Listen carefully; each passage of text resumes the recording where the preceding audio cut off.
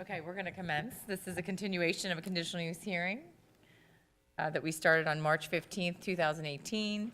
The applicant is Rouse Chamberlin, LTD. Property is 1163 Horseshoe Pike, Chester County Tax Parcel 30-5-323. I did introduce board exhibits at the first hearing, Board 1 through Board 14. I'd like to mark Board 15, which is correspondence dated April 16th, 2018, from Jim, I can't pronounce the name very well, Buxala, Chairman of the East Brandywine Township Historical Commission, addressed to the Board of Supervisors.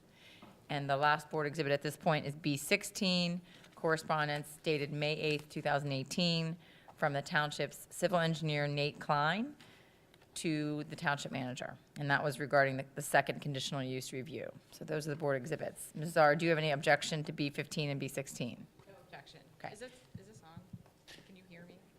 It is on. It's not pointing at you, though. Okay. More directional. Is that better? I can also speak up, which is what I'm used to doing, so. At the hearing, at the beginning of the hearing on March 15th, we had asked if there was anybody in the audience that wished party status. And I have a list that pulled together, 1, 2, 3, 4, 5, 6, 7. There were 13 people that had requested party status. I assume some of those people are here tonight. Did you have an opportunity to review that list and advise the board whether you have any objection to those individuals being granted party status? I did have an opportunity to review the list. It is my understanding that all of the individuals, with the exception of one, live within the Hopewell community adjacent to this site, and I do not have objection to their party status request. However, I do have an objection to John Winter's party request. I believe his property is approximately a quarter mile away per his representation, and I'm not aware of whether he is a landowner of that property either. Is Mr. He is. It's less than 1,000 feet. His property address that he provided was 555 Reed's Road. Based on his representation, it was approximately a quarter mile, and we measured it as being 8,400 feet. He's referring to 2069 Bondsville Road. If he was here, is he here? He's in Florida. I mean, I would have him address that on the record as the party. Yeah, I and think he take does that have under to be here to clarify which property he's the owner of and which property he's asking party status for. So at this point, I don't think there's anybody here that can do that on his behalf. So I think let's reserve that particular objection and see if there's another hearing, if he attends and identifies himself as being a property owner within a property within close enough proximity to this subject property. So, but as to the other people that requested party status, you have no objection, and therefore they will be admitted as parties. So the list I have is, and I apologize if I cannot pronounce the name right, Mark McLaughlin, Jobin, and I'm not going to pronounce the last name, starts with a P, Ken Grossman, Victor Barra, Martin Vico, Timothy Breslin, Jason Warner, Scott Brown, Scott Pauls, Dave Graff, Michael Lembo, and Joseph Markowski. So all of those were the individuals that requested party status, and as Ms. Zara said, she has no objection to you being parties. Is there anybody else in the audience that was not in attendance at the March 15th, 2018 hearing that lives within close proximity to the applicant's property and would request party status? If so, please come forward.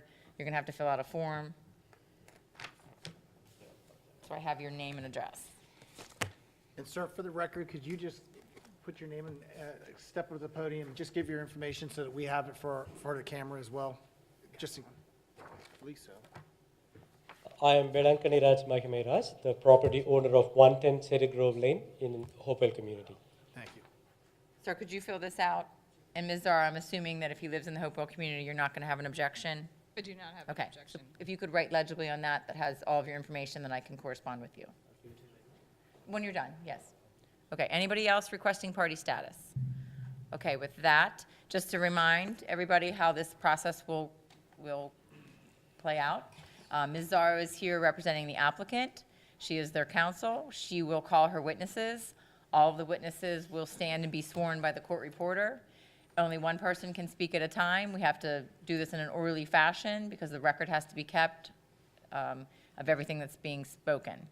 After her witnesses give their testimony, I will turn it over to the board. If the board has any questions for the applicant's witnesses, they can ask at that time, and then we'll go down the list of the parties, and will have an opportunity to ask questions of the witnesses. Kristen, I'm sorry, one more form. I saw that. After the applicant presents their case, if the township has anything to present, they can present, and then we will turn it over to the parties, and we will go in the order in which I have them on my party list, and you'll all be given an opportunity to present your own evidence and testimony. At the close of the hearing, whether that's tonight or a future night, the board will deliberate, most likely not render a decision at the close of the hearing. Typically what, at least my practice has been, is that the board has 45 days under the state law to come back to a public meeting and to render a written decision. So does anybody have any questions on the process? Okay, I see that another person came into the room. If you'd be requesting party status, please come forward. You can fill out this form. No? Yeah, just say your name at the podium and your address. John Shackelford, 104 Cherry Grove Lane. Okay, so you're requesting party status? Okay, please fill that out. And Ms. Zara, again, I assume no objection given his proximity to the property? No objection. Okay. You had a question, Mr. Brown? Yes, ma'am. Scott Brown, 102 Cherry Grove Lane. The additional items that, I don't think we have those, section 15 and 16. I have extra copies I can provide to you right now. And I just noticed that this plan is newer, and we don't have a copy of that either. The applicant will present whatever evidence she wants, and I'm assuming that will be some of what she presents tonight. Will we be afforded extra time to review the plan and these documents that we're just giving them? Let me explain something. Typically, you don't get documents in advance of a hearing. The board and the parties can only consider what's presented at the hearing. It's like in a court. So yes, parties don't have to go right away. If you believe that you need time after the applicant finishes their case, you can request a continuance and come back and present the case. So if you believe that because you're given documents at the hearing, as is the board, that you need time to have your experts review that, then you can make that request of the board, and they can determine if granting continuance to allow you to prepare a case is appropriate. And can that be after we do present part of our case, or does that have to be before we even? Well, why don't we get through the applicant's case first, Fair enough. and then we'll Thank figure out where we are. Does that make sense? Absolutely. Okay, Thank you very I much. have a whole bunch of other copies of 15 and 16 if anybody wants to grab them.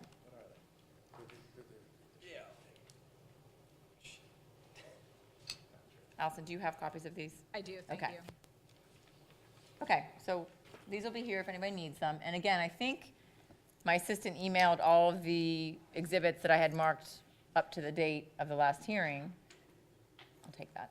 And I can continue to do that as well after tonight. So with that, let's turn it over to Ms. Zara and her first witness. Good evening. Allison Zara on behalf of Rouse Chamberlin Limited. As you know, this hearing opened last time, although we did not present any substantive evidence. This evening, I do have 4 witnesses. We're here seeking approval of a 15-unit townhouse community on a parcel located at 1163 Horseshoe Pike in the township. This property is zoned TND1, and I do have a pre-marked packet of exhibits that I'll hand up to the board.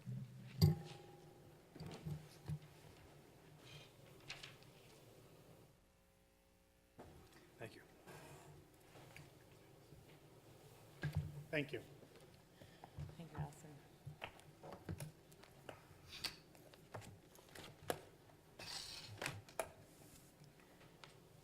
Can you pronounce that one for me? Yeah, right.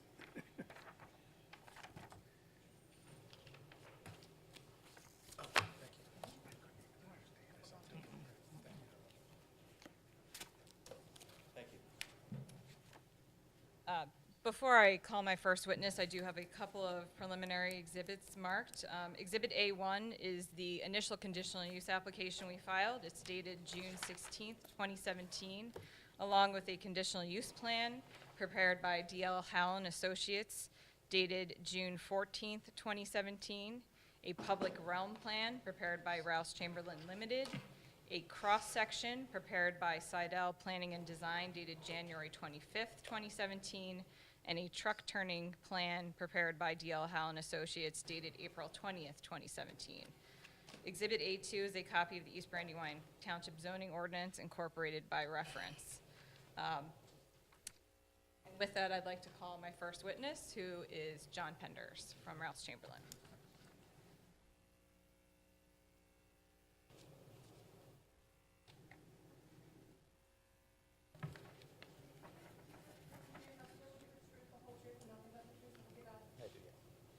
John, can you state your name and business address for the record, please? Sure, it's Jonathan Penders, Rouse Chamberlin, 500 Exton Commons in Exton, PA. And what's your position with Rouse Chamberlin? President? And you've been authorized to appear in representations on behalf of the Rouse Chamberlain Limited entity this evening? Yes, I have. Marked as Exhibit A3 is a deed, and I will show that to you briefly.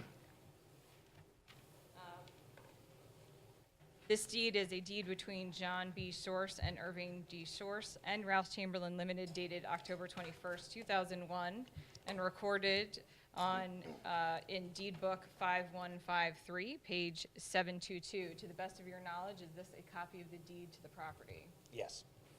And Rouse Chamberlain is the legal property owner of the property? They are, yes. We have marked as Exhibit A4 an aerial, and I'd ask that this one we don't have on a board, but just simply if you could orient the board to the site and where the site's located or around it. Maybe everybody else wants to see. I don't know if it, Will this go up there? if it will show. Sure, if I'm aiming.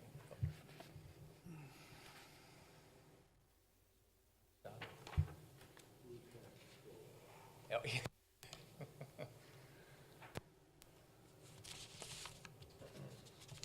So, again, referencing here Exhibit 4, which is the aerial. The site itself is marked as a site here in the center of the drawing. The property is located on the north side of Horseshoe Pike. Right here. And abutting property to the west is improved with the Guthriesville Plaza Shopping Center. On this side, to the east is the Village Hardware Store property. And to the north up here is the Hopewell residential development. And is the property currently vacant today? It is vacant today, yes. Referring to what we have marked as Exhibit A5, which is a conditional zoning plan dated April 17th, 2017. Was this plan prepared in direction for development? Yes, it was. And referring to that plan, can you briefly walk the board through what's proposed as part of this development?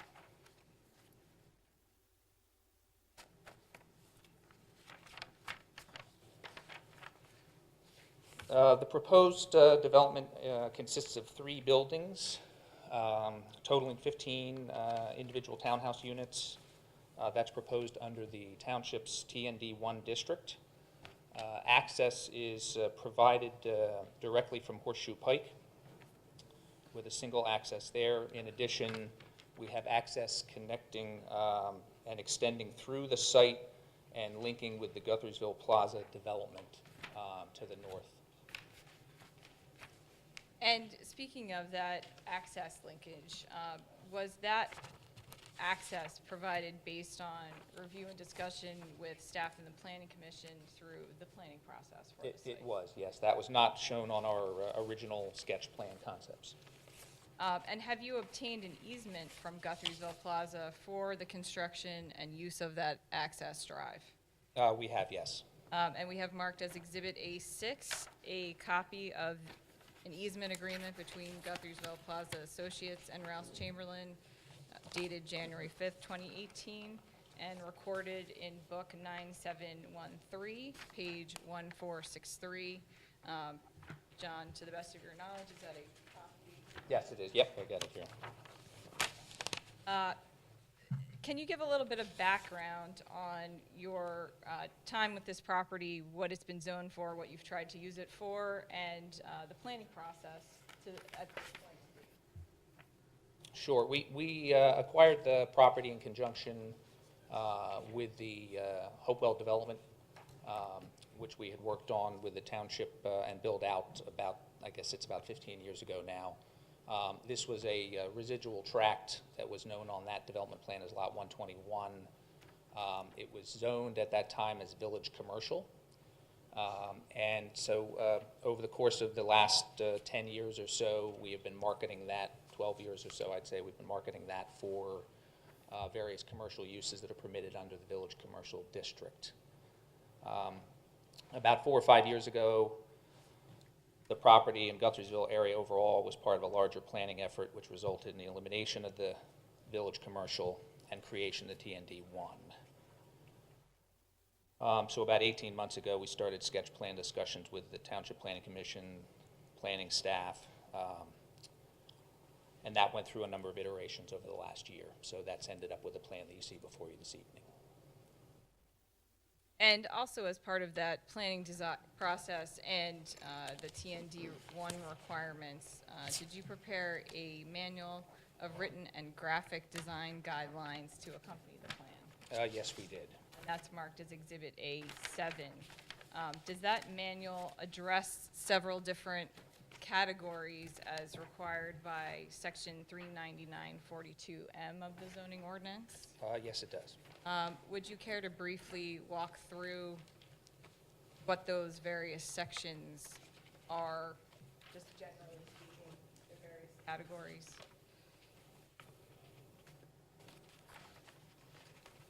Again, in following the requirements of 39942M,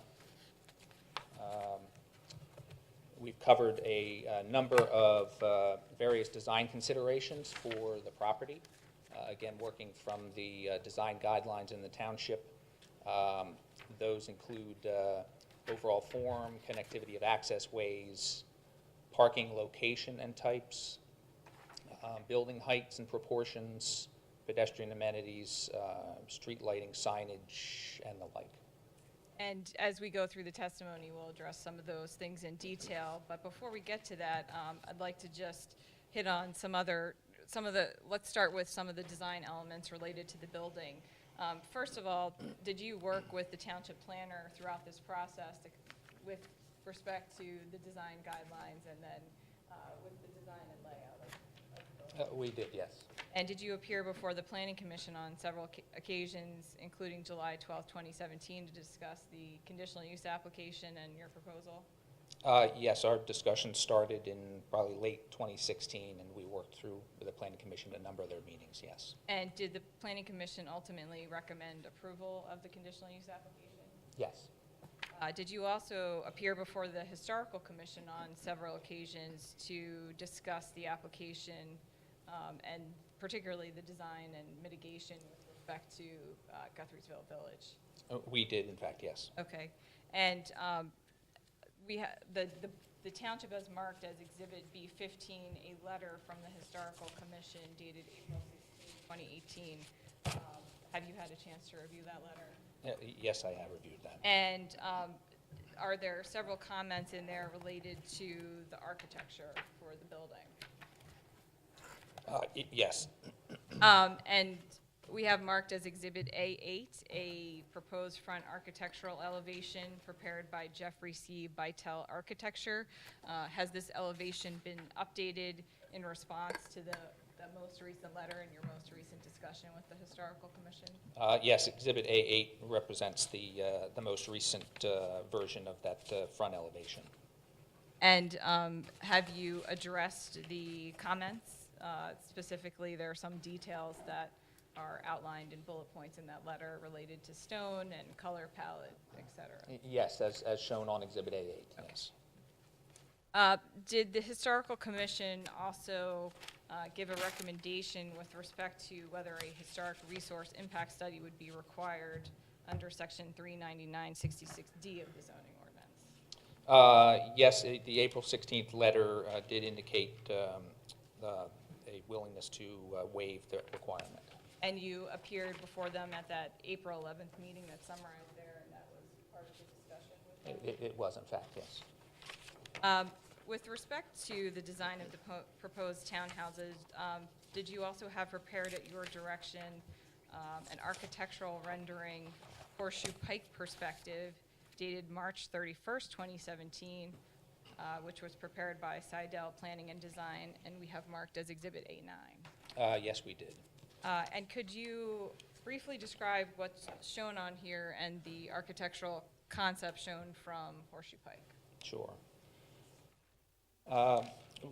We found in reviewing the TND ordinance that some of the design guidelines and concepts that appeared in those sections were developed based on some concepts for plans for the triangle on the other side, the south side of Horseshoe Pike and south of Bondsville Road.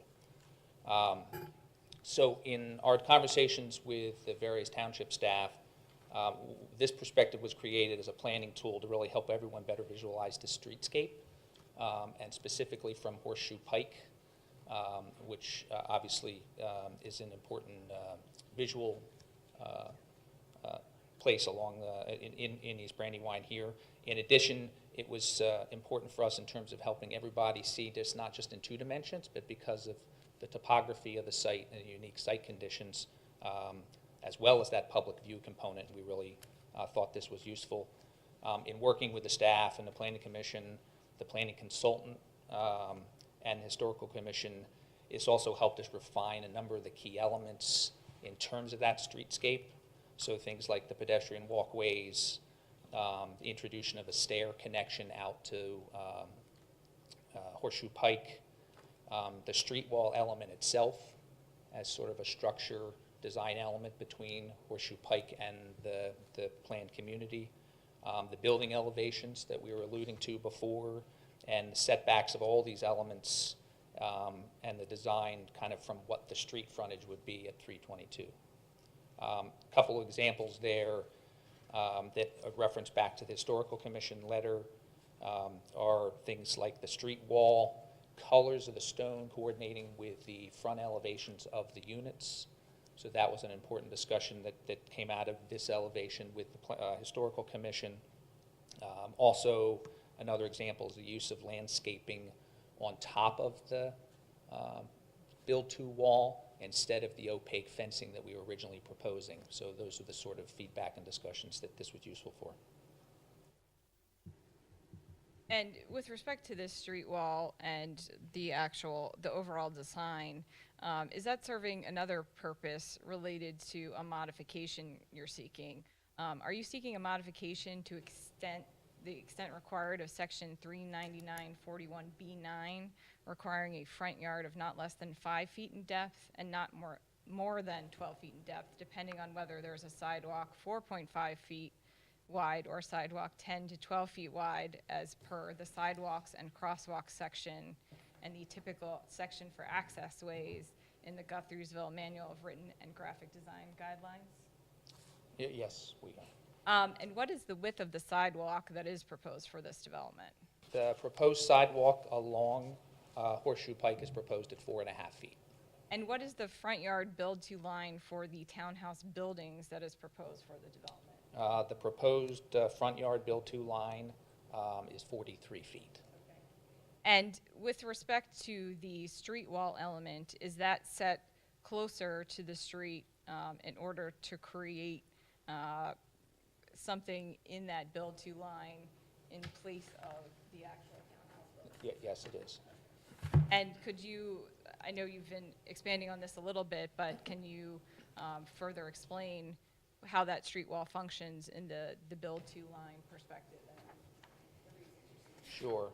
In referencing the Exhibit A9, the architectural rendering, let me just sort of walk back from the edge of Cartway of Horseshoe Pike visually here. So what we're proposing is, as you step off of the Cartway of 322, there would be a landscaping area between that and the sidewalk. The concept there would be to introduce a bit of a physical buffer as well as the landscaping to help create a better perception of disconnection between the roads and the pedestrians there. You then have the 4.5-foot sidewalk that we were discussing in the right-of-way there.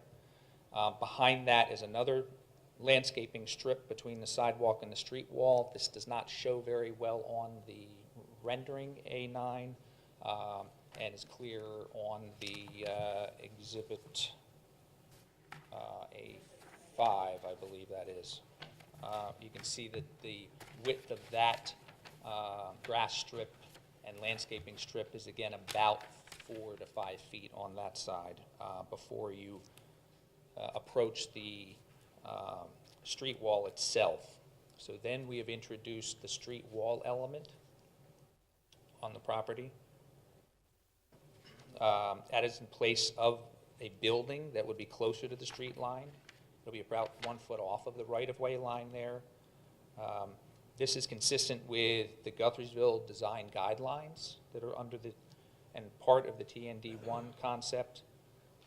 As you move from left to right along that street wall, you get to a point where there's stairs near the entrance to the community for access up into the job that's pedestrian friendly. And then on the other side of the entrance, you have a sitting wall element.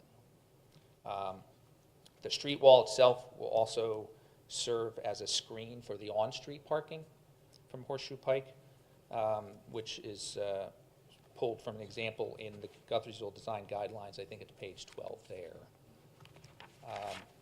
Functionally, the parking will not be located directly on Horseshoe Pike.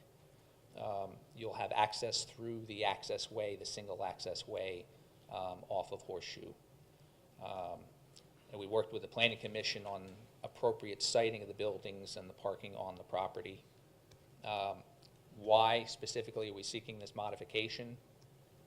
If you can imagine a 120-foot long by 35-foot tall building at the build-to line, we were very concerned about the massing, and so were your Planning Commission in our various discussions.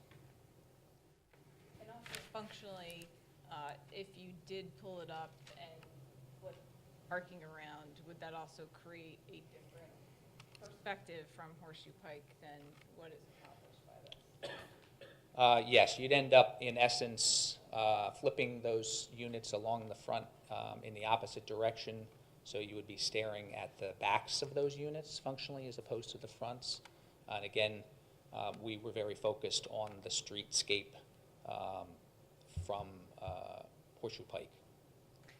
Have you also tried to locate these buildings to be consistent with what is on the adjacent property to the east and west? Yes, moving the buildings closer to 322 would, in my view, also be a conflict with the design guidelines, as it states that new buildings should be located in general alignment with existing buildings in the village. So in this case, both the buildings to the east and west on Horseshoe Pike are existing commercial properties. They're set back, I believe it's between 75 and 90 feet approximately from the edge of pavement. The proposed townhouse buildings for our site are set back at least 70 feet from the edge of the cartway, which I believe is consistent with the setbacks of the existing buildings and better maintains the streetscape, the sight lines, and doesn't obstruct sort of the commercial function, signage, everything else of the two existing commercial establishments. Turning now to Exhibit A10, did you have a public realm plan prepared by D.L. Howell and Associates in accordance with the D1 requirements? Yes, we did.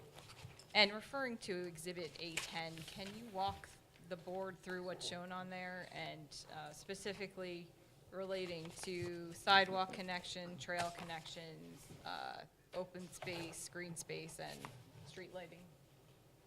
Sure. Exhibit A10 is showing to highlight a few of those elements as you suggest there. So the site, I think what the best is.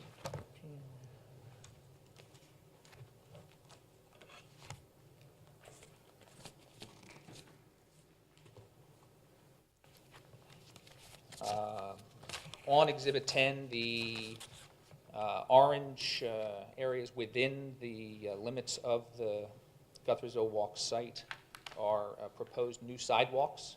So those are proposed to run along the frontage of Horseshoe Pike, connect up the stairs into the neighborhood, continue up the hill to the second terrace, where they will run in front of the proposed second tier of buildings.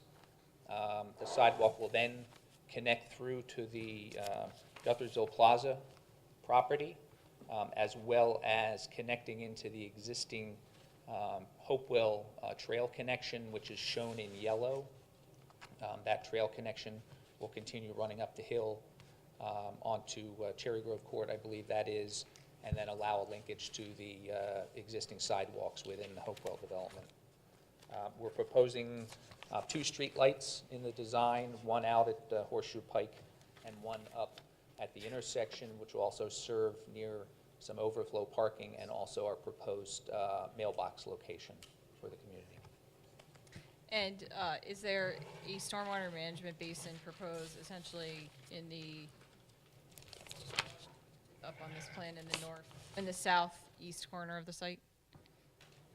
Yes, behind the sitting wall at southeast corner, the area shown in green, it's labeled on A10 as the subsurface infiltration. So in the course of our planning discussions, we moved the stormwater basin from a surface basin to a subsurface system. That means the final as-built condition will be a turf area and can serve as a small village green there. Is there any signage proposed in connection with the development? The signage, besides a street sign for the intersections, is limited to a entrance sign, which we are proposing to have embedded into the wall. Something similar to what we have in the Hopewell development today. It's a small granite feature that we would insert into the wall there. That would be shown in our design manual, and which is Exhibit A7. Are the streets in the development proposed to be private? That they are, yes. And would there be a homeowners association that would be responsible for the street maintenance, common areas, stormwater management, landscaping? Yes, the HOA will maintain all those things, maintain any of the sidewalks within the development that I referenced, the trail connection up to the line with Hopewell Development, and any fencing proposed in the neighborhood. And with respect to the trail that is off-site, is there an existing easement already for the portion of the trail that exists today? Yes, there is. And for the portion that you would propose to construct, is that included in the easement exhibit that we have marked as Exhibit A6? It is, yes. Allison, can you explain that? So is there a public easement to use what's marked on the public realm plan as yellow? Is that a recorded easement that the public has the right to use That's a that? recorded easement that is in conjunction with the Hopewell development, yes. And that was constructed and links today with the Village Hardware property. And to further expand on that, then the orange extension that comes onto Guthriesville property would be the new connection that's covered by the easement that's marked as Yes, Exhibit A. there's a small realignment that we're proposing at that connection between our new access way to the pharmacy property and the trail that's coming down the hill in order to maintain the grades on that trailway. Is it a paved trail? It is, yes. Turning to Exhibit A11, have you prepared 3 floor plans of the types of units that you would propose to sell here? Yes, we have. And what are the proposed sizes of those units? The square footages are approximately 1,440 square feet up to 2,100 square feet of finished living space, not including garages. And do these sizes of units exceed the minimum size required for multifamily dwellings set forth in the TND1 requirements? Yes, they do. And will the minimum width of each unit be 18 feet in conformance with Section 399-41B8 of the zoning ordinance? Yes, the minimum widths proposed are 20 feet. Finally, have you considered demographics and demand with respect to public services and facilities on items such as open space and recreational facilities, as well as the public school system, particularly with the types of buyers that you expect to have in this community? Yes, we have. Our experience with similar neighborhoods, you really have 2 primary buyer demographics, you have a millennial buyer who is a single or a very young couple. They're pre-kids looking for their first home. And on the other end, we also find that even with the stairs in these units, they're 3 stories, that we get a very strong demand from a boomer move down empty nester who wants to be near the kids and the grandchildren. So that's what we're expecting in terms of demographics. I have no further questions for Mr. Penders. I should have stated at the beginning, just to identify so it's clear for everyone in terms of questions that you're asking. I do have 4 witnesses this evening. Mr. Penders is the first. Our second one is our planner and landscape architect. Our third witness will be the civil engineer, and our 4th witness will be our traffic engineer. So if there are questions related to other subjects, I wanted to make everyone aware that Thank you. we will be addressing those items. Do any members of the board have questions for Mr. Penders? And if so, please go forward. I don't at this time. No? Okay, we'll go down the party list. Mr. McLaughlin? Is he here? Any questions? I can't see. First name is Jobin. Any questions for this witness? Mr. Grossman? Mr. Barra? Mr. Vico? Mr. Breslin? Mr. Warner? Mr. Brown? Mr. Paulies? Is it Paulies? Am I saying that right? No. Mr. Graff? Mr. Lembo? Yeah. Come forward if you can, just so the court reporter can hear you. And it's specific to this witness. Yes. So you stated that for 12 years you tried to use this for a commercial space, right? You tried to lease it or sell it for commercial use. That's correct. What happened? How come we weren't able to attract any stores in East Brandywine Township? There seems to be a lack of services in this township, so I was just curious what happened. We had it actively marketed with a third-party broker. We did not, we're in the residential business primarily, so we deferred to professionals, and Right. they marketed that very heavily. So no nibbles, nothing at all to come here. we had very early on, literally within 6 months after we settled on the Hopewell development, the Blue Moon Florist Yes. had considered our site and the property down the street. So that was the closest we had to a fish on the line, yes. Okay. Just curious. It just seems crazy that we're going to jam 15 townhouses into a space where we have Pulte-built-in townhouses. I'm not sure why we need more townhouses. We need stores and services for, I think, the folks that live here now. So, Yeah. but, okay. Okay, Mr. Markowski, any questions? Mr. Shackelford? And the gentleman this evening, I'm sorry, I'm not going to pronounce the name, Raj, can I call you Raj? Do you have any questions? You need to come and use the microphone so the court reporter can hear you. Thank you. My simple question is, I don't know why this was not disclosed to us when we bought the property 14 years ago. What was not disclosed, sir? I mean, this is going to be, there is going to be another development just next door. This is actually right behind my house. It was in fact disclosed to you. We actually incorporated it into the Declaration of Covenants to ensure that everyone was put on notice, not only at the point where you bought, but there's been a number of people that have since sold and new buyers have come in. So we incorporated this as a point of notice within the Declaration of Covenants of the Hopewell community. Okay, but I certainly don't remember either the conveyancer or the seller's agent or Rouse and Chamberlin telling us that this was going to be another new development. I do remember that they said there is space which belongs to Rouse and Chamberlin, which we were aware, but we never knew that there is going to be a development that's going to come up there. That's all. Thank you. Thank you. Okay, no further questions. We'll move on to your next witness. Thank you, Raj. Next, I'd like to call Brian Seidel.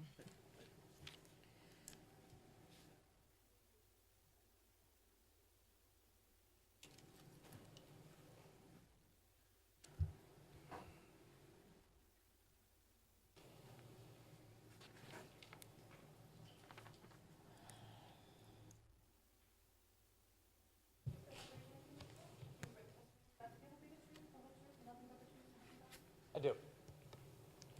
Mr. Seidel, can you state your name and business address for the record, please? Sure. For the record, my name is Brian Seidel. First name is B-R-I-A-N. Last name is Seidel, S-E-I-D-E-L. I'm a land use planner and landscape architect with Seidel Planning and Design. And what's your position with Seidel Planning and Design? I'm president of Seidel Planning Design with an office located at 2103 East High Street in Pottstown. And how long have you been practicing in the areas of landscape architecture and planning? I received a Bachelor of Science from Temple University in 1997. I've been working in the field of land use planning and landscape architecture since then, and founded Seidel Planning Design in 2005. And we have marked as Exhibit A12 a copy of Mr. Seidel's CV. I'd like to offer Mr. Seidel as an expert in landscape architecture and planning. Does the board have any objection to that admission? Nope. I don't know if the parties have his expert resume in front of you, but based on his credentials, I would recommend that the board accept him as an expert in those fields. Okay, please proceed. Thank you. Mr. Seidel, were you responsible for the preparation of a plan we have marked as Exhibit A13, which is entitled Landscaping Plan and Details, dated April 16th, 2018, and last revised April 17th, 2018? I was, yes. If you could care to put that up. And was this plan submitted as part of a resubmission of the conditional use package in April of this year? Yes. And with respect to that plan, is this the same plan as the one submitted, except that you've now colored up the plan itself to make the visuals easier to understand? That's correct. The line work and the data is consistent. The only difference is the rendering to add a little bit of color to the plan here this evening.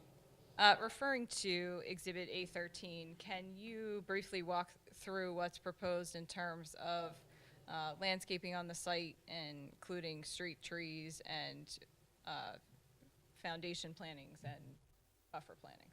Absolutely. At the front of the site, along Horseshoe Pike, you can see in this area, we have street trees, consistent with the ordinance to have those deciduous shade trees closer to the street. You heard testimony regarding the street wall that was to be located between Horseshoe Pike and the units, and we are showing some shrubs, landscaping, evergreen and flowering shrubs around that street wall.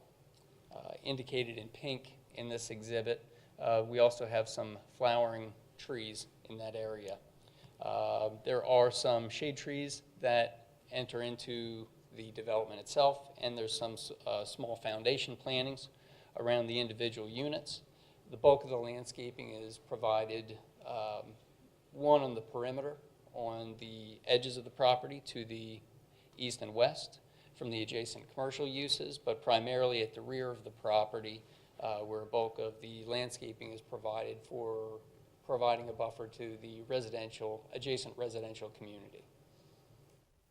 Did you also add, at Rouse Chamberlain's direction, a fence along the northern property line with the residential community in response to neighboring property owners' comments that were received at a meeting? Yes, I'll slightly move the plan here for a moment just to depict that. There is a fence that is depicted on the rear property line, slightly offset from the property line. It's not highly visible on the plan because of the landscaping that's provided around it. However, that is the location of the 6-foot privacy fence. Were you also responsible for the preparation of Exhibit A14, a visual impact plan, April 13th, 2018? Yes. And was this prepared by you in accordance with Section 399-79 of the zoning ordinance? Landscaping. Yes, this was prepared by my office under my direction. And does Section 399-79 of the zoning ordinance require you to address landscaping in terms of 3 different types of views: a hidden view, a filtered view, and an unobstructed view? That's correct. And referring to Exhibit A14, you have several views labeled on here. Can you walk through each view in terms of what the view is and then what the proposed landscaping or mitigation is. Sure. For just quick orientation, the center of the plan contains an aerial photograph and the property depicted with a yellow property boundary. The white line depicts the general building setback requirements of the district. Within the property line, there are 4 arrows. I should say on the aerial map in general, there are 6 arrows that are identified with letters. Each one of those letters corresponds to a view and a photograph on the perimeter of the page. Looking at the upper left-hand corner, what's depicted there is location A. This is depicted with the arrow in the upper left-hand corner of the property. This shows the existing conditions with the existing views being filtered by the existing white pines. And we're depicting a hidden view which is achieved under the proposed plan with the addition of the privacy fence and the proposed landscaping. Moving down to the left on the middle photograph, location B, which is identified generally in the center of the property, looking off to the left, is the side yard depiction, identifying the existing trees that are buffered in that area from the adjacent commercial use. We're depicting that as a filtered view, which would be enhanced with other additional plantings. Location C is the street frontage in the lower left-hand corner of the aerial photograph, depicting a view of the property. Generally in this location and also in location F, which is the street frontage from the opposite corner. These are unobstructed views currently. There's clear views into the site. With the proposed landscaping and the proposed wall and fencing along the property, we will achieve a filtered view. On the far right-hand side, location E is a depiction of the side yard. In that location, it's identifying the adjacent commercial building and the unobstructed view of that building and modest landscaping in that area. And then location D is in the upper right-hand corner of the property and the photo, identifying the rear yard and the filtered views that exist from existing vegetation near the property line, and a hidden view which would be achieved by the addition of the privacy fence and the landscaping in this area. With respect to lighting and street lighting, Mr. Penders touched on street lighting, but referring back to Exhibit A13, are you also depicting the street lights on that plan? Yes, there's 2 street lights that are depicted in this area. One is near the driveway entrance adjacent to Horseshoe Pike, this location here. The second one is almost directly north, so to speak, as you would enter the property. It is adjacent to the parking area within the development near that intersection of the roadway. The street lights that are proposed here are a decorative, what I would characterize as a pedestrian scale light. We're calling them street lighting because they are located to the street. However, the lights that are depicted here would have a height of approximately 14 feet, so it wouldn't be very tall. It would be just slightly above the first floor elevations, or the first floor, so to speak, of the first floor units of the residential dwellings. Are there any other lights proposed within the development? There are no other street lights proposed. The only other lighting that would be provided would be lighting on the facade of the building, most likely at the entry of each one of the units. Have you had an opportunity to review the general conditional use standards applicable to a conditional use Brandywine Township zoning ordinance? Yes. And turning to those, I would like to ask you several questions about some of those. Is the proposed use consistent with the Township Comprehensive Plan and with the purposes of the zoning ordinance to promote the public health, safety, and general welfare, in your opinion? Yes, I believe it is. Is this property included within the Guthriesville Master Plan? Yes. And does the Guthriesville Master Plan cross-reference the Township Comprehensive Plan and provide that the highest density residential uses are to be provided in Guthriesville Village? That's correct. Was this property rezoned TND1 in accordance with that Guthrie'sville master plan? It was, I believe that was in 2014.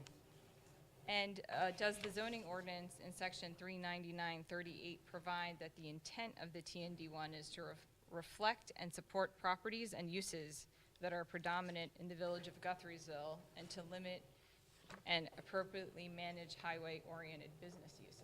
Yes, And does the TND1 also provide that the design of TND1 uses should provide internal vehicular thoroughfares and pedestrian connections? it does. And do you believe that the proposed development is consistent with these purposes? Yes, I do. In your opinion, will the proposed appropriate use and value of adjacent properties be safeguarded by the proposed features that you've walked through this evening? Yes, Does the proposed development consist of a harmonious grouping of buildings or other structures? it does. And will the design and use of the buildings be compatible with the existing designs and uses in the immediate vicinity and with the character of the neighborhood, in your opinion? I believe it does. Thank you. I have no further questions for Mr. Board Smith. members? Yeah, I have two questions. The first one, and I think this would fall into your category, with the street lights, is that where you're proposing to put your street signs as well, on the street lights? In other words, the clamp style signs that go on that particular light? I'm very familiar with that light that you're using. I'm just trying to figure out, I'm sure you haven't gotten to the point yet of naming a street, but where the signs would go. That I can't say for sure if that would be the location or not. Generally, I'm not sure if these would be named streets or where the signs would be located at this point. And then lastly, why no street light near the current commercial site? Is there already lights in that parking lot? You're referring to The tie-in? in this location here? Correct. No street light was provided there. We generally provided the lighting for the entry into the residential community rather than lighting the adjacent property, so to speak, and to keep the lighting within the property without spilling light onto the adjacent property.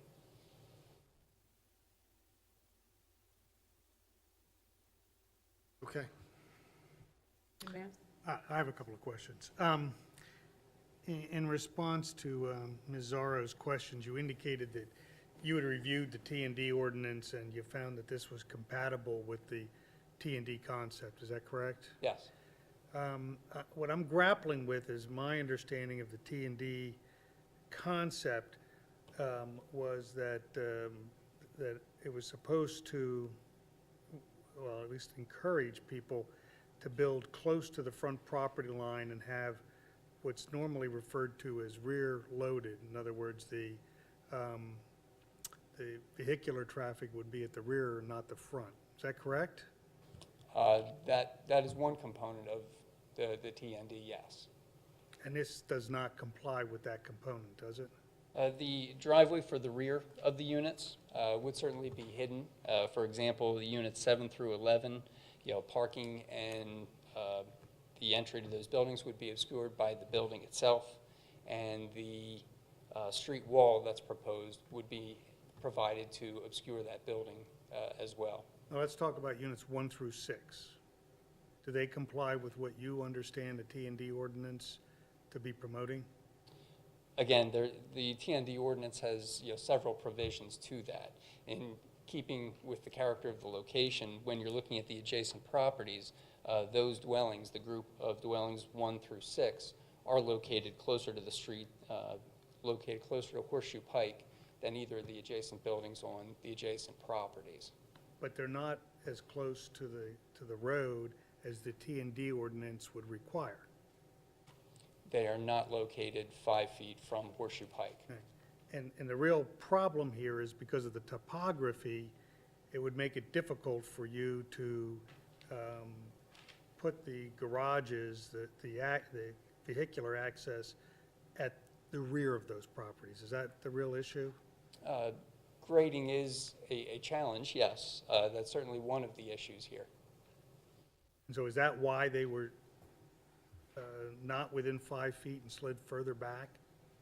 I think one of the reasons, that may have been one of the concerns. Another one was simply marketability for the area and what would be marketable for the area, what would be utilized and beneficial for this location and the proximity to Horseshoe Pike. So you're saying they're more marketable if the garages are in the front? I'm saying that affords a larger separation from Horseshoe Pike where the units can still be located closer to the roadway than the adjacent properties.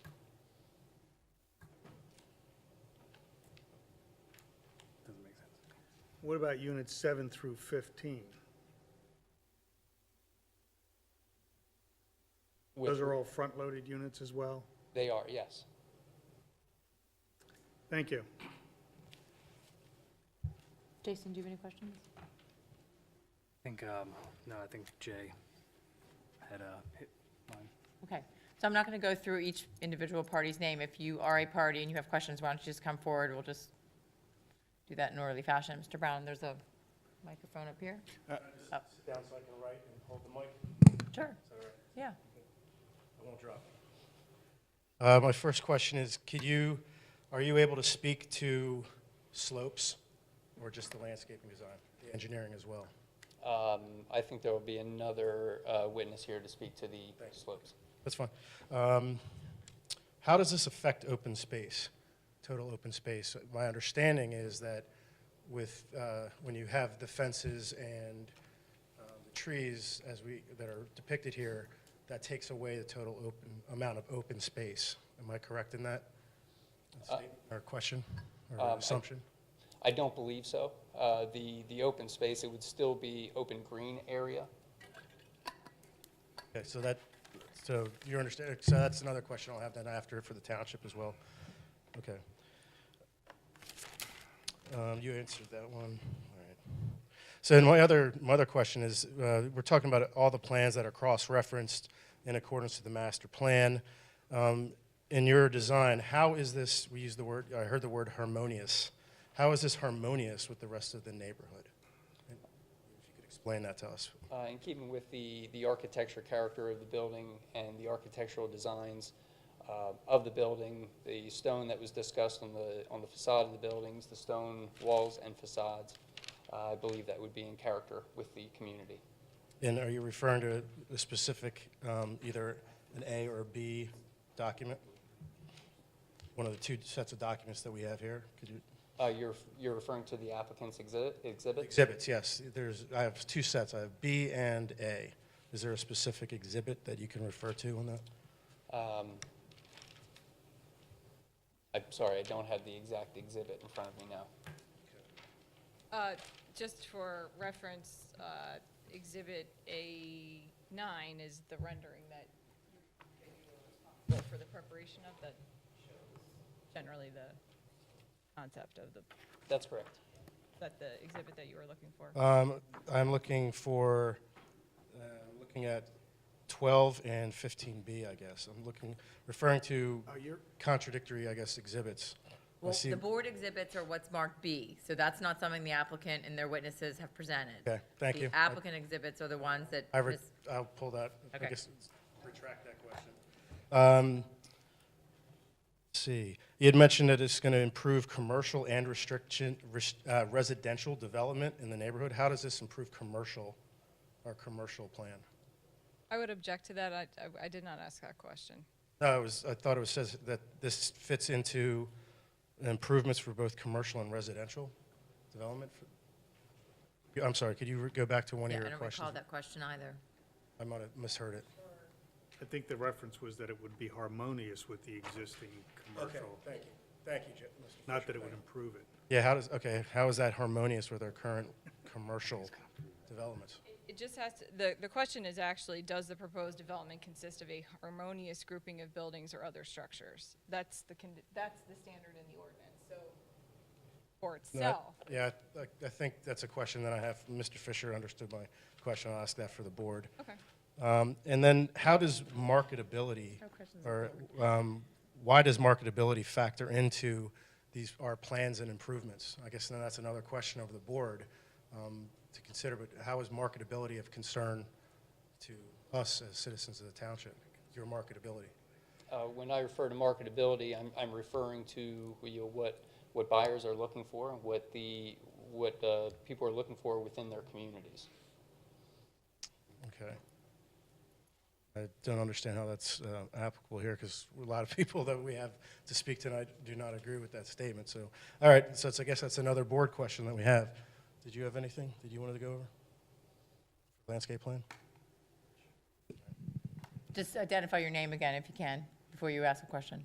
Sure. Scott Paulus, 108 Cherry Grove. You had mentioned earlier, alluded to a study or some sort of safeguarding the property values to the surrounding homes in your testimony, that you deemed it would not have an adverse effect on the property values of the surrounding houses. So my question would be, Yeah. first of all, what, Objection. I did not ask a question about property values, and he's not qualified to answer. Yeah, I that. think the question was, in his opinion, and it's based on the conditional use standards in the ordinance. So there are general criteria that an applicant must demonstrate to the board. And one of the questions, and Ms. Zara can say the exact question again, but it was, does he believe that this proposed development would be contradictory or create an adverse impact to the public health, safety, and welfare? I don't think it dealt with market values or property values. I don't think the question went to property values. pretty sure No. that was I mean, said. Pretty certain. Ms. Zara, was anything mentioned, were any of your questions relating to market values? Not to market value, no. Home values was mentioned, for sure. I mean, was there a question relating to home values? Not to home value specifically, that you have to provide. Was the word value used at all? The word value is used, appropriate use and value be safeguarded by the Could you just repeat the exact question? value, but it's not necessarily market value. Could you repeat the exact question, please? In your opinion, will the appropriate use and value of adjacent property be safeguarded by what you're proposing on the plan? And he said no, so my question is, what makes him credible to be able to answer that question? I specifically asked him about what he's proposing in terms of only what he's testifying to, the landscaping itself. Does he think that helps safeguard against any, the appropriate use of other properties? Only specifically related to his testimony, not overall. So he did not testify to market values. I'm just talking about, does he think that the mitigation measures he's provided with respect to buffering, whether he thinks that those are appropriate in this instance? But that's not what you said. I mean, you might have implied it, but... I mean, you could repeat the question exactly how you said it and how he answered. I think it was just a yes or no question. I think we did that already. But can you repeat the question one more time? I don't think his answer was specific to market values. Mr. Seidel, is that an accurate statement? That's How correct. else could it be perceived? It says value of adjacent properties. I mean, how else do you... Well, you can ask your question to him. Okay, is your my question question says, what experience do you have in valuing properties and the impact that this project would have on the properties? The question that was asked and the answer that was provided was in relation to the landscape plan specifically, and providing a buffer between the proposed development and the adjacent properties to screen and filter and provide limitation of any views from adjacent properties onto the subject property.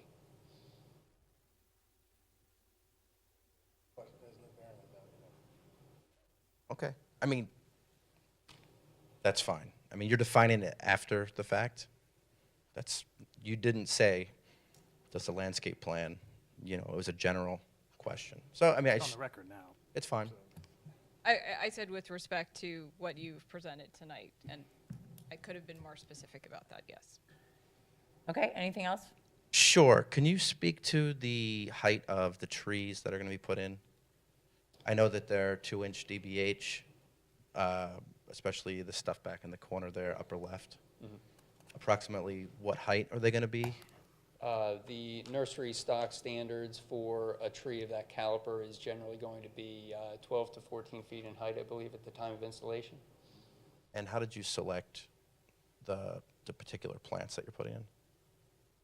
Plants were selected based on what is native to the area, what is permitted and regulated by the township ordinance. by their plant selections, and then the site-specific conditions, what would be hardy, what would be tolerant of the areas, and would provide longevity of the plants. So the amount of plants that are going in on this property in general, do they meet the minimum standards set forth by the township? In terms of size, yes. Size and volume? Size and quantity, yes. Quantity. But they don't exceed the minimums? They are, no, that is. Right at the minimums? That is what is required by the ordinance, yes. Okay. Or do you want me to just ask? I'm going to pass it to him. Thank you. All right, Jason Warner, 112 Cherry Grove Lane. My property is located off the northeast corner of that drawing, and I call attention to the fact that there is no landscaping in that corner, no privacy. Could you please explain why there isn't? Correct. There is, you're referring to this location here? Yes. There is an existing easement in that location. I believe it's a water line easement that goes through that area that would restrict any additional landscaping or fencing. Or fencing?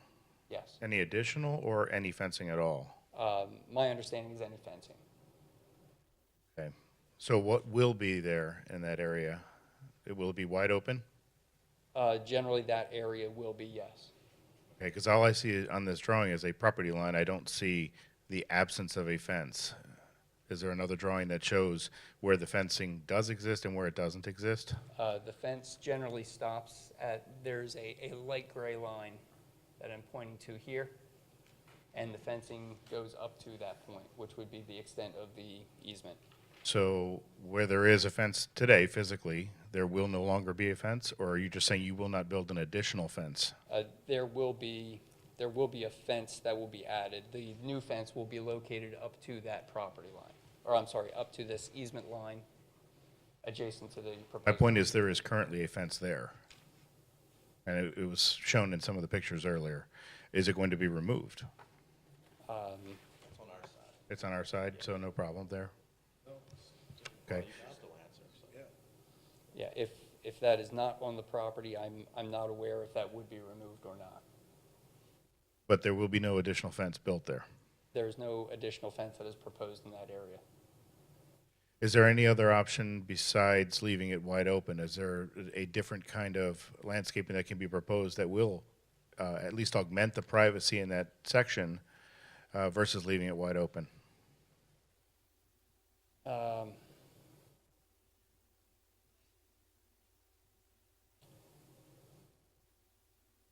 That is a challenging area to provide landscaping. That may be something we're able to look at and discuss. Currently, there's no landscaping or fencing that's proposed in that area. Okay. How wide is that easement? 25 feet, I think. I can have my civil engineer Yeah, I was address just- the if easements somebody knew in off more the top of their detail. head, Yeah. just out of curiosity. And I guess this question is to the applicant. Are there any other mitigation strategies that could be volunteered here, even though you may not be allowed to build on the easement? Other properties, for example, the property immediately to the north and northeast of this, would there be other items volunteered to help with privacy? I guess I can defer an answer on that. Yeah, I think that's something that we can take under advisement and address. All right, thank you. Joe Markowski, 106 Cherry Grove Lane. Could you speak to the fence and there's a connection to the fence, if that's going to remain as is, if there's an upgrade, who owns it? Just curious how that's going to work as it connects through to the other, the development that we live in.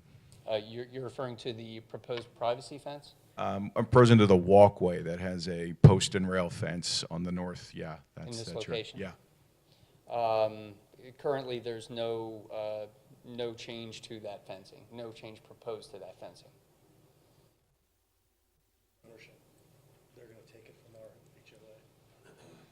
Right, is that correct? Nobody can hear you. One person can speak, and if you're speaking, you have to have the microphone so it can be put on the record. And therefore, that's the development's responsibility I'm to sorry. maintain the I fence. think Mr. Penders can answer that question. In meeting with a number of the residents and talking through logistics for that, we had offered to assume maintenance of the fence and the trail where it crosses the Guthriesville Walk property. That's presently an obligation of the Hopewell Association, but in conjunction with this project, it would be moved to an obligation of the Guthriesville Walk project, to the extent it's within the boundaries of this property. So just so I'm clear, today, if I would walk to your property, Mr. Penders, there is a fence and a trail that is the responsibility of the HOA pursuant to the declaration to maintain.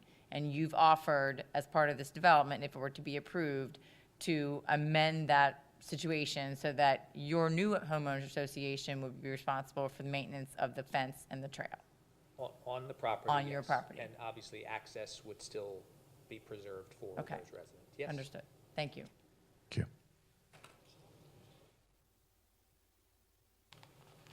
John Shackelford, 104 Cherry Grove Lane. Just want to go back to the corner easement we talked about where there's the water line. There currently is a fence. I know Mr. Warner was generally talking about that. I'm not sure if he asked a specific question or not, but there currently is a fence on that property. So I'm just curious why we cannot put another fence in that area if there currently is an existing fence.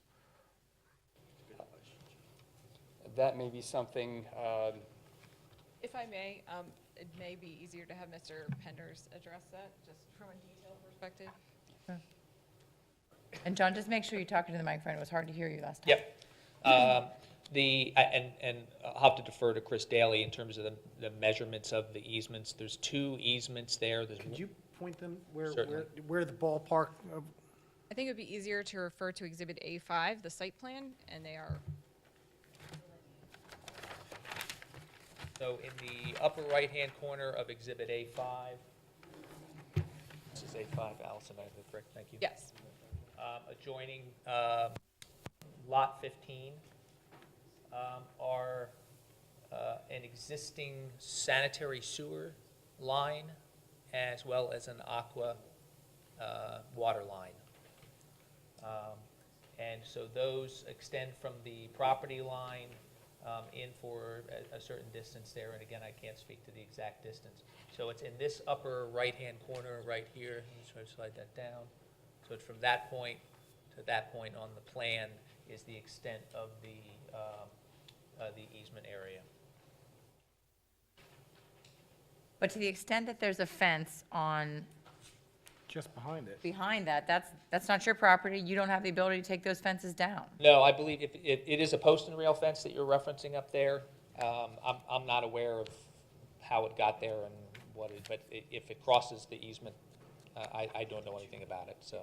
So I guess just my follow-up question to that would be, is that existing fence then not approved? And I know I'm kind of dipping into We don't know. sort of muddy waters here because that is their fence up there. I don't want to take that away. But if there is an existing fence right there, We can't certainly. speak to that. We don't know about, we don't have the terms of the easement in front of us. We don't know where the fence is located. That's not something anybody here could answer. It's not on this project. Right, and it's not on this applicant's property. So, But so my question still, though, and I do respect that, my question still is that they're saying, anyway. well, okay, I mean, I get where you're coming from. That would still be something that I would want to inquire about, because there is a current fence there. I know it's not your property, I totally understand that. But to your point, you would not build a fence across that because there's an easement there. However, someone at some point thought it was okay to build a fence across that. And that would be my question, my point of concern. Right, whether they had a permit to do that or not is the open question there. Okay. Yeah. Scott Brown, 102 Cherry Grove Lane again. That was an original build-in. Rouse Chamberlin built that and put that fence in as a border around our development. That is an original HOA, Rouse Chamberlin provided fence. So Rouse Chamberlin built that fence that we're talking about. Why can you not put a fence, the same fence that we discussed the other weeks ago, all the way across? is our question. If one exists there now, put in by Rouse, why can't Rouse put in and can put that barrier all the way across? I can't speak to your claim of who put it in specifically, so I don't know. Okay, I can try and get our covenants to show that Rouse Chamber, would that help the board? If we could brought proof that Rouse put the fence in there to begin with? I'm not sure it's relevant to the issue that's before this board tonight. He's telling us that on his property, which is the subject of this application, he cannot put a fence in that location because of an easement. What was done in your development and where the easement is, that's not relevant tonight. He cannot remove the fence that's on a private property.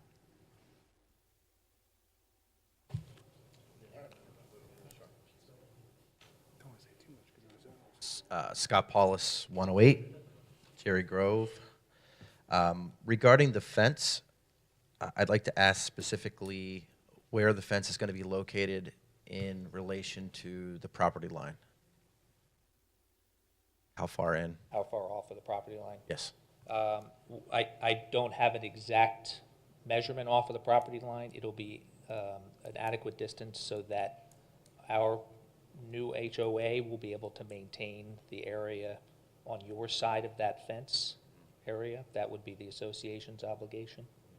Could we ask maybe the landscape expert what constitutes an adequate amount of space? You can, yes. Well, since we have one standing right here. Sure. The fencing as it's shown is, I believe, 2 feet, 2 or 3 feet off the property line. And that's deemed adequate to get a mower in there? 2 or 3 feet? I believe so, yes. Also, it was communicated to us that there would be a 2-foot lattice on top of the 6-foot fence, but I haven't heard any mention of that today. Is that something that you guys are going to talk about as a matter of record today? I believe what was discussed was, yes, a privacy fence with lattice on the top of it, yes. So is that part of the official plan being submitted today? Is that in the documents?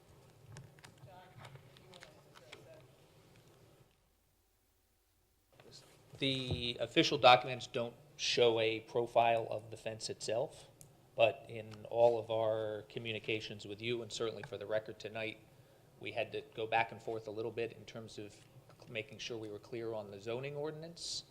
The zoning ordinance allows a 6-foot opaque solid fence, and then it allows an additional 2 feet on top of that that has to have a certain amount of ratio of open area to closed area. So we are going to be allowed to do that. So our proposed fence is a 6-foot solid privacy, and then it's a decorative lattice feature on top of that. So it's a total height higher than that, but in terms of the physical obstruction, obviously it's 6 feet of that. So it's 6 feet and then 2 feet of lattice? Yes, sir. Just for confirmation? Yep. Okay. I don't know what you call it, the swale or the sewer zone. Do you know how wide that is approximately? The easement. The easement, yes, sir. I don't know. You have an But I approximate have an guess? engineer with a scale. Well, my question who's is, gonna- does the easement run the entire length of the property, or is it just in the back? I can have our civil engineer walk through the easements when we get to his testimony to answer those physical dimensional questions. Okay. Does that also include just the question of how close is Unit 7 to the existing split and rail fence? He can give you an answer on the measurements there. Okay. That's all for me.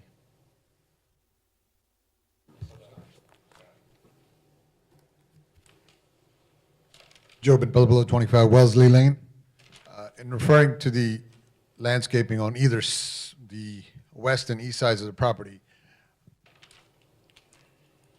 I'm not understanding I understand the trees in the back, they are fairly clear, but what sort of landscaping is being offered, to my eyes, right at the property line on either side?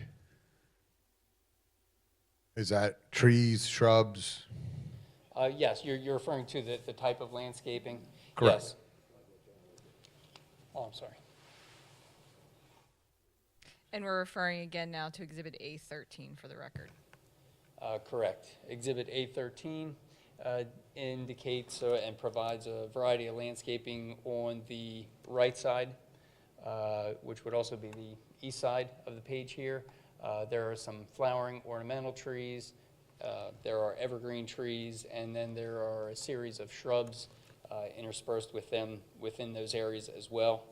On the western side of the property, up adjacent to Unit 7, in the area of the trail, there's a series of flowering trees, deciduous trees, and some shrubs. And in the lower left-hand corner, there are shade trees adjacent to the property boundary, and also some shrubs, evergreen shrubs. Okay, my question is that if you mention our trees, in my eyes, the trees need to be further set back from the property line. They seem to be right on the property line into the neighboring properties to have fully grown trees. I lack understanding that you will put trees there, but they will not obstruct the other properties on either side? They're certainly not obstructing the other properties. What we are showing is the trees, the center of the tree, so to speak, would be located on the property. We are showing the tree at a little bit larger than what would be in the initial planting height to allow them room to grow. However, they would be planted on the subject property. Agreed.